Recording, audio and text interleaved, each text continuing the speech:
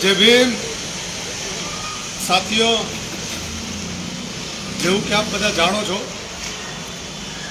તારીખ 7ના રોજ લાજપોર જેલમાં જે કસ્ટડિયલ ડેથ થયું હતું અને તેના પરિવારજનો છેલ્લા 5 દિવસથી સિવિલ હોસ્પિટલમાં ધરણા કરીને બેઠા હતા અને પોલીસ દ્વારા ફરિયાદ દાખલ કરવામાં નહોતી આવી રહી.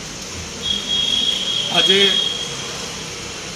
હું વિકીભાઈ, નવચેતનભાઈ પરમાર, વિજયભાઈ વણજારા અમે લોકો અમરેલીથી એક અલ્ટિમેટમ આપીને નીકળ્યા હતા કે અમે આવી રહ્યા છીએ અને હર્ષ સંઘવી સાહેબ તમે તૈયારી રાખજો, આ લાશ તમારા ઘરે પણ પહોંચી શકે છે. અહીંયા સિવિલ હોસ્પિટલ આવ્યા પછી સમાજના યુવાનોએ બહુ ઝાઝી સંખ્યામાં પધારી અને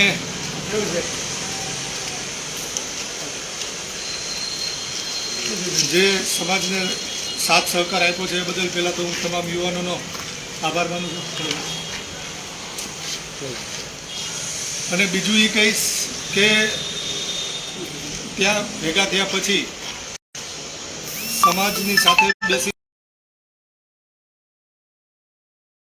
ત્યાંથી રિઝ્યુમ કર્યું, સર્વાનુમતે નક્કી કરી અને એક અલ્ટિમેટમ આપવામાં આવ્યું હતું કે બપોરના 3 વાગ્યા સુધીમાં જો પોલીસ અમારી માંગણીઓ સ્વીકારી અને ફરિયાદ દાખલ નહીં કરે તો 3 વાગ્યા પછી અમે અનશન ઉપર પણ બેસી શકીએ છીએ અથવા તો લાશ લઈ અને ગુજરાતના ગૃહમંત્રી હર્ષ સંઘવી સાહેબના ઘરે પણ જઈ શકીએ છીએ.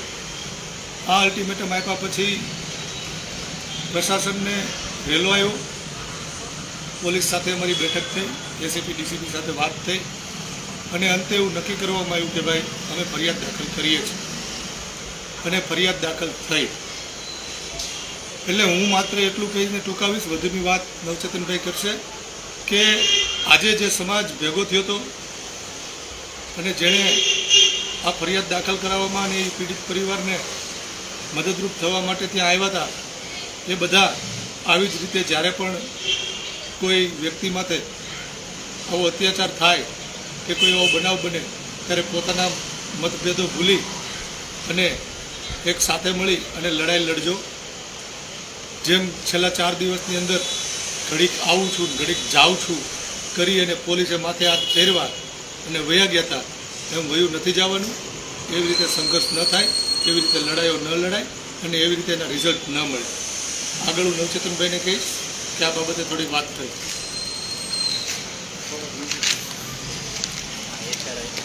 જય ભીમ, નમો બધા મિત્રો. અમરેલીથી વસંતભાઈ ચાવડા, વિકીભાઈ ચાવડા, વિજયભાઈ વણજારા અને અમે ટીમ સાથે અહીંયા સવારે પહોંચ્યા હતા. આજે 11 તારીખના રોજ કસ્ટોડિયલ ડેથ થયું હતું મહેશભાઈ વાળાનું. એની લાશ પરિવારે નહોતી સ્વીકારીને આજે 5મો દિવસ અને ગુજરાત સરકારની સંવેદના જેણે સરકાર સંવેદનહીન હોય એવું લાગી રહ્યું. અહીંયા સુરતમાંથી પણ ઘણો બધો સમાજ, ગુજરાતી સમાજ વિશે લડત એમની ચાલુ જ હતી પણ કંઈક રિઝલ્ટ નહોતું આવી રહ્યું. આંદોલનને ઉગ્રતાનું સ્વરૂપ આપવાની પણ જરૂર હતી. એટલા માટે અમે લોકો ત્યાંથી આવ્યા હતા. હવે આ મહેશભાઈ વાળાનું જે કસ્ટોડિયલ ડેથ થયું એ બધા આપ જાણો જ છો કે ભાઈ જે લોકોને આરોપીને એરેસ્ટ કરવામાં આવે એના કાનૂની રાઇટ્સ હોય છે. અગાઉ પણ મેં ઘણી વખત કીધું કે BNSSની કલમ 53 મુજબ એનું મેડિકલ ચેકઅપ થવું જોઈએ અને વસંતભાઈએ કીધું એમ અમે 10:30 મોરચો સંભાળ્યો હતો અને અમે એક લખાણ કરી અને સરકારને અલ્ટિમેટમ આપ્યું હતું કે 3 વાગ્યા સુધી તમારું, 3 વાગ્યા પછી અમારું, 3 વાગ્યા સુધીમાં FIRની નકલ આપી દેજો. ઉગ્ર આંદોલન થશે, અનશનનો કાર્યક્રમ આપશું, લાસ્ટ લઈ અને હર્ષભાઈ સંઘવીના ઘરે પણ આવશું, જે કંઈ કરવું પડે એમાં કરશું. બહોળી સંખ્યામાં સમાજ ઉપસ્થિત હતો. સમાજના યુવાનો, જે મિશન સાથીઓ હતા એ બધા હાજર હતા. એમની હાજરીમાં ASP સાહેબ આવેલા અને ઘણા બધા યુવાનો ફેસબુક લાઈવ હતા અને એક એમની સાથે જે ડિબેટ થઈ એ કાનૂની જંગ જેવી થઈ અને એ સવાલોના જવાબ આપવામાં એ એસીપી સાહેબ ટૂંકા પડી અને એને ઇનડાયરેક્ટ પણ એવું કીધું કે આમાં કાંઈ પણ થશે, આમાં તમે રેલી કાઢશો, આ લાશને લઈને જશો અને કોઈ પણ જવાબદારી થશે તમારી અંગત આગેવાન તરીકે તમારી થશે. અમે કીધું કાંઈ વાંધો નહીં, અમે તૈયાર છીએ.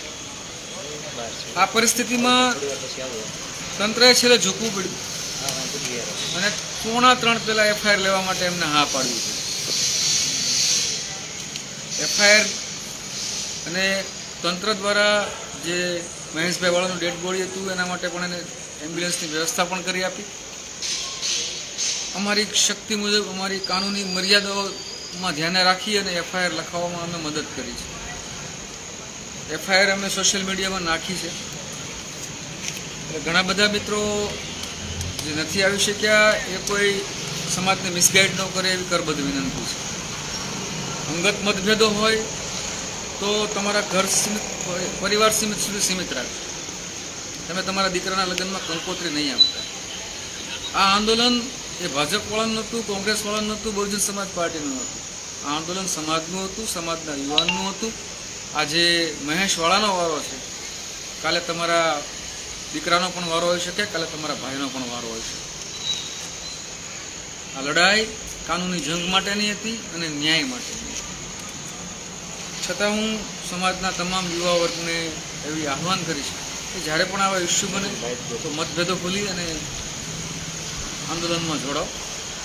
મતભેદો આપણા દીકરા દીકરીના લગ્નમાં કંકોત્રી નહીં આપીને આપણે વ્યક્ત કરીશું. બસ આજનું આંદોલન સફળ રહ્યું છે.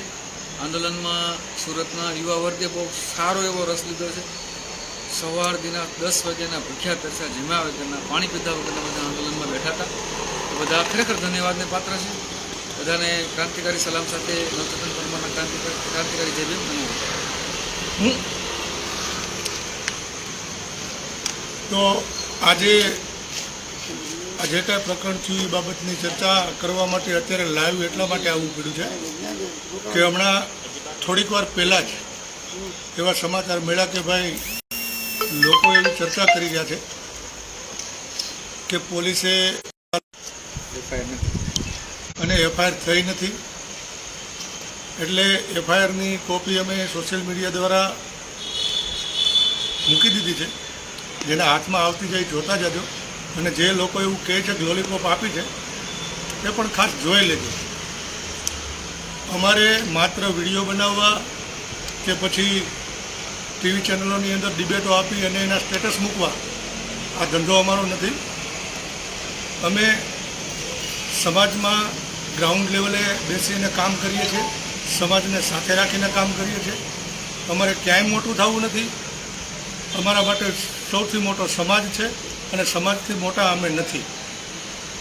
પણ તમે જે તમારી માનસિકતાઓ દર્શાવી અને વિરોધો કરો છો, પાછળથી વાતો કરો છો, કરો. કેમ કે જ્યાં સુધી તમે અમારો વિરોધ નહીં કરો ત્યાં સુધી અમે મોટા કેમ થાય?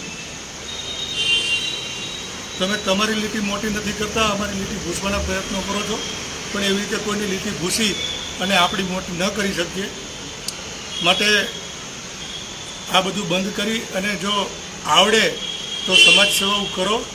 બાકી કાયદાના કની ખબર ન પડતી હોય અને કોઈક લોલીપોપ આપીને હાથ ફેરવે અને પછી પીડિત પરિવારને આપણે એમ કહીએ કે ના ના પોલીસ કહે છે એ બરાબર છે અને આપણે ઘરે વ્યા જાય તો પછી છાનીમણીના ઘરે જ બેઠું રહેવાય.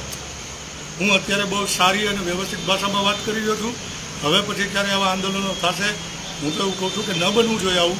પણ જો ક્યારેય બન્યું અને હવે ક્યાંક ઝપટમાં આવ્યા તો હું મારી રેગ્યુલર ભાષામાં પણ તમને કહી દઈશ. મને કાંઈ તમારા બાપની બીક લાગતી જ નથી. કેમ કે હું માત્ર મારા બાપથી જ બીતો હતો. એટલે મને તમારા કોઈની બીક નથી લાગતી. બરાબર, રોજ ઉઠીને ધમકીઓ આવે છે, અહીંયા આવી જાય ત્યાં આવી જાય. હજી કોઈ આવ્યો નથી, તમારી તો ત્યાં આવડ નથી મારી સુધી આવવાની. એટલે મહેરબાની કરી અને સમાજ માટે કામ થાય તો કરો, નગર દબાવીને ઘરે બેહો. જય ભીમ.